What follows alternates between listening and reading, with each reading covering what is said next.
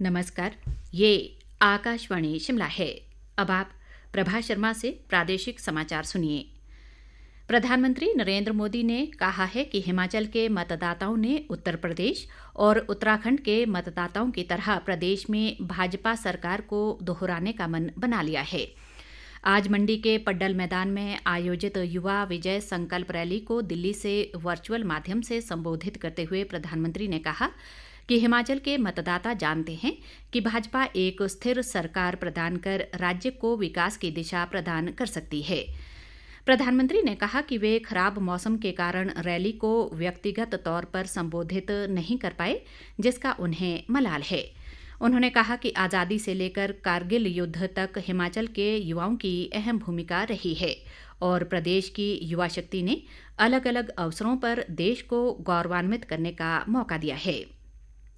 प्रधानमंत्री ने राष्ट्रमंडल खेलों में हिमाचल की प्रियंका, वरुण और विकास द्वारा किए गए शानदार प्रदर्शन का जिक्र भी किया। उन्होंने कहा कि 8 साल पहले वर्ष 2014 में मतदाताओं ने केंद्र में एक मजबूत और स्थिर सरकार के लिए मतदान किया था, जिसने कार्य संस्कृति और नीतियों में स्थिरता लाई। प्रधानमंत्री ने कहा कि अब एक मजबूत नींव है और पूरी दुनिया अब भारत से जुड़ने को आतुर है। प्रधानमंत्री ने कहा कि युवाओं को अधिकतम अवसर उपलब्ध करवाना भाजपा की शीर्ष प्राथमिकता रही है। प्रधानमंत्री ने ड्रोन नीति तैयार करने में अन्य राज्यों का नेतृत्व करने के लिए जयराम सरकार को बधाई दी। उन्होंने केंद्र द्वारा हिमाचल को बीते 8 सालों के दौरान दी गई सौगातों का जिक्र करते हुए कहा कि देश के 3 राज्यों में हिमाचल को भी फार्मा हब विकसित करने के लिए चुना गया है। प्रधानमंत्री ने उम्मीद जताई कि अब युवा शक्ति ही भारत को विश्व शक्ति बनाने का संकल्प पूरा करेगी। उन्होंने कहा कि वे जल्द ही हिमाचल का दौरा कर लोगों से मुलाकात करेंगे। रैली के दौरान पड्डल मैदान में भारी बारिश में भी हजारों युवाओं ने प्रधानमंत्री के संबोधन को सुना। इस अवसर पर मुख्यमंत्री जयराम ठाकुर, मंत्रिमंडल के सदस्य, सांसद, विधायक व पूर्व मुख्यमंत्री प्रोफेसर प्रेम कुमार धूमल, प्रदेश भाजपा अध्यक्ष सुरेश कश्यप सहित अन्य वरिष्ठ पार्टी नेता व कार्यकर्ता मौजूद रहे। राष्ट्रपति द्रौपदी मुर्मू ने आज नई दिल्ली स्थित राष्ट्रपति भवन में वर्ष 2020-21 के लिए राष्ट्रीय सेवा योजना पुरस्कार प्रदान किए। इस दौरान कुल 42 पुरस्कार प्रदान किए गए। 2 विश्वविद्यालय, 10 राष्ट्रीय सेवा योजना इकाइयों और उनके अधिकारी तथा 30 स्वयं सेवकों को ये पुरस्कार दिए गए। केंद्रीय युवा मामले और खेल मंत्री अनुराग सिंह ठाकुर सहित अन्य गणमान्य व्यक्ति इस अवसर पर उपस्थित थे। पुरस्कार पाने वालों में कुल्लू जिले के मनाली स्थित राजकीय वरिष्ठ माध्यमिक विद्यालय में एनएसएस के कार्यक्रम अधिकारी धर्मचंद भी शामिल हैं।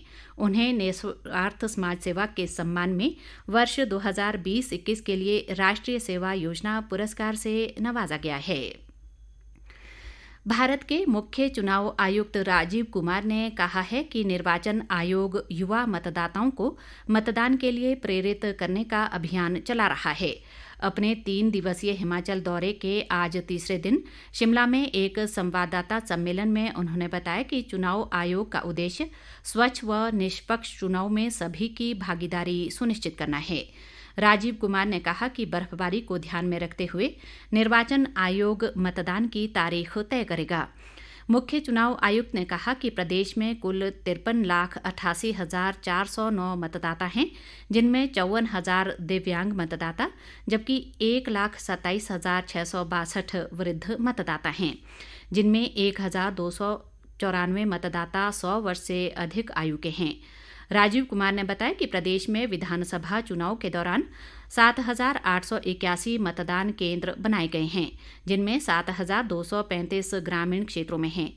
उन्होंने कहा कि हर विधानसभा क्षेत्र में मॉडल पोलिंग स्टेशन बनाए गए हैं और 142 मतदान केंद्र महिलाओं द्वारा संचालित किए जाएंगे। मंडी सदर से भाजपा विधायक अनिल शर्मा ने कहा है कि उनके पुत्र आश्रय शर्मा ने भाजपा में शामिल होने का सैद्धांतिक रूप से निर्णय लिया है। वे आज मंडी में मुख्यमंत्री जयराम ठाकुर और प्रदेश भाजपा अध्यक्ष सुरेश कश्यप की मौजूदगी में पत्रकारों से बातचीत कर रहे थे। उन्होंने कहा कि आश्रय शर्मा भाजपा के वरिष्ठ नेताओं की मौजूदगी में दिल्ली में पार्टी में शामिल होंगे। इसी के साथ ये समाचार बुलेटिन समाप्त हुआ। नमस्कार।